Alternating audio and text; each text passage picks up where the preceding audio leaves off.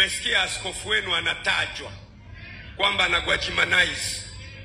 Gwajimanization kwa maana hii sasa nakubali kweli.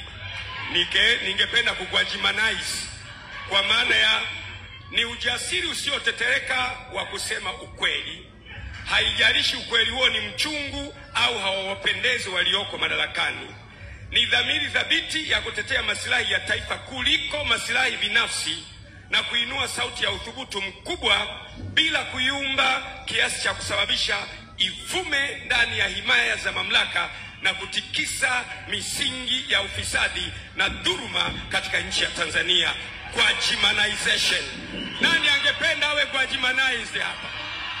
Piga kelele, sema ya! Naomba ukae.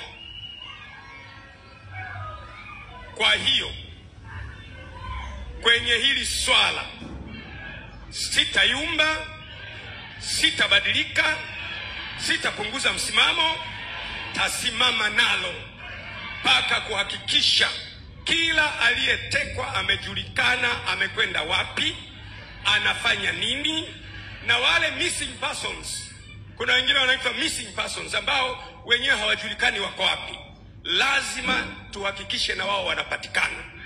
Sasa ndugu zangu, vaeni silaha kamili za Bwana ili muweze kushindana siku ya uovu, kwa maana kushindana kwetu sisi si juu ya damu na nyama, ni juu ya falme na mamlaka na wakuu wa giza na majeshi ya pepo wabaya katika ulimwengu wa roho.